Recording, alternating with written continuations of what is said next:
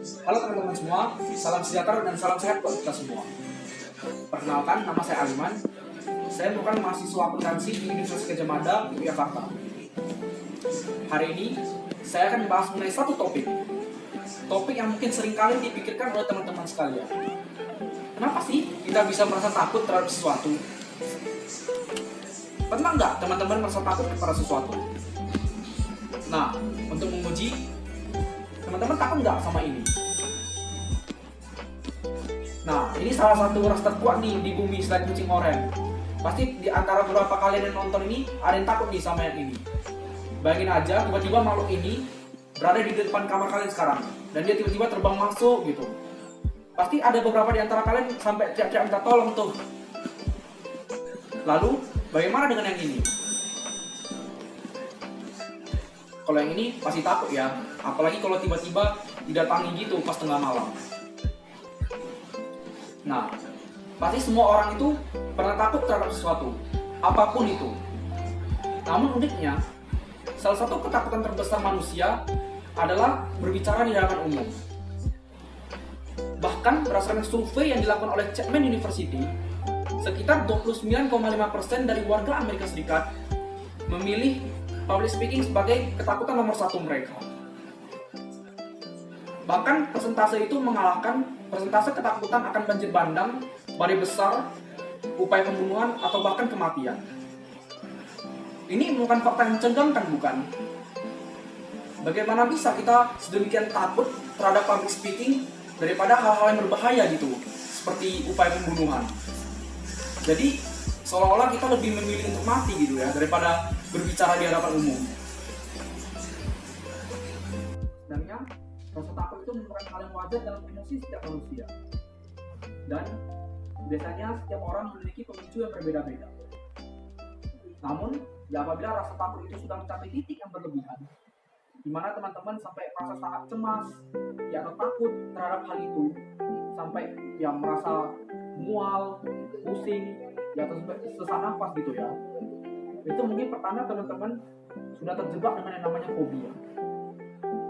Lalu, apa sih sebenarnya fobia itu?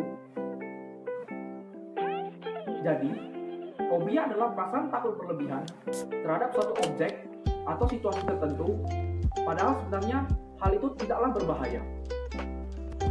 Kebanyakan pengidap fobia tahu bahwa ketakutannya itu tidak beralasan, tapi ya mereka hanya saja tidak bisa mengendalikan kondisi batin yang takut terhadap hal itu, sehingga ya mereka memutuskan untuk menghindari ya objek atau situasi yang mereka takuti itu.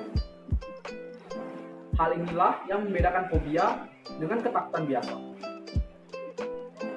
Secara garis besar, ada 4 kategori umum yang dapat menyebabkan fobia. Yang pertama, peristiwa traumatis.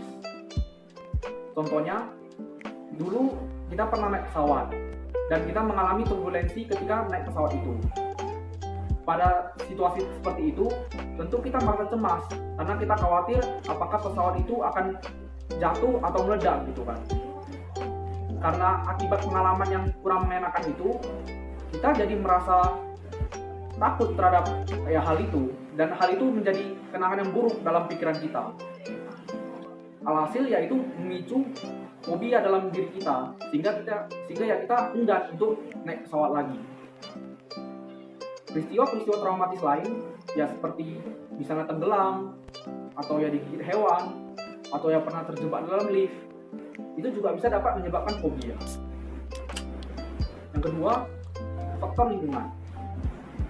Ini biasanya seperti anggota keluarga yang mengidap fobia tertentu, sehingga ya batin kita juga ikut terpengaruh untuk mengidap fobia serupa. Contohnya, ibu kita memiliki fobia terhadap laba-laba. Karena sedari kecil, ya kita selalu berinteraksi dengan ibu kita, dan kita melihat bagaimana reaksi ibu kita ketika melihat laba-laba, sehingga ya batin kita menjadi terpengaruh begitu. Dan ya alhasil kita juga memiliki fobia yang sama, memiliki fobia terhadap laba-laba juga. Yang ketiga, mengalami tekanan atau stres dalam jangka panjang. Ketidakmampuan untuk mengelola stres yang dengan baik dalam jangka panjang akan menurunkan kemampuan seseorang untuk mengatasi rasa ketakutan dalam situasi atau kondisi tertentu. Ya, karena pada dasarnya batin mereka sudah tertekan. Yang keempat, kondisi lain. Ini ya bisa berupa pernah mengalami cedera kepala yang parah, ya sehingga ya menyebabkan kerusakan pada otak, ya atau gangguan pada cara berpikir seseorang. Atau ya bisa juga karena yang menjalani gaya hidup yang tidak sehat, ya seperti ya kecanduan minuman keras, ya atau menyalahgunakan nafsa. Perasaan takut berlebihan yang sering muncul secara tiba-tiba seringkali membuat kita tidak berkutik.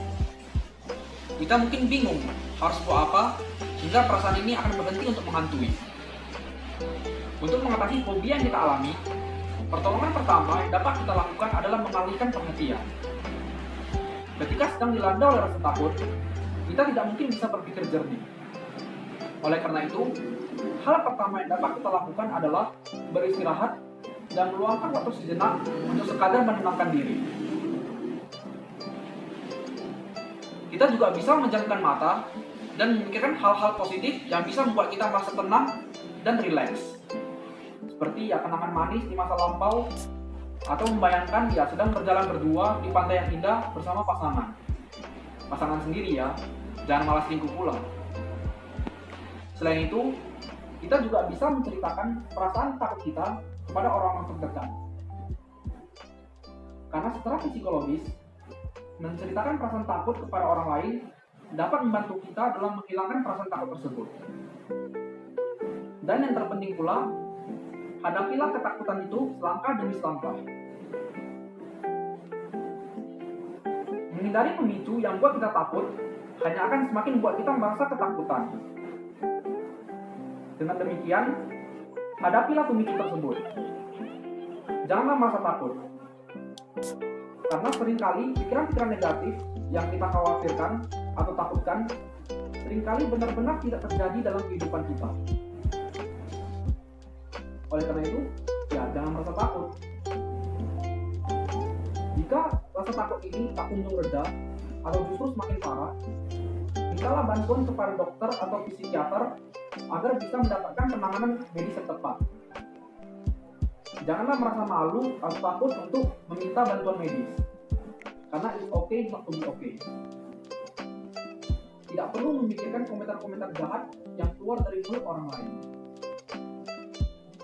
Jika kini masih ada di antara kalian yang masih merasa sangat takut terhadap sesuatu, saya harap kalian dapat segera menghadapi dan mengatasi rasa takut itu. Semangat! Demikian, terima kasih sudah menonton.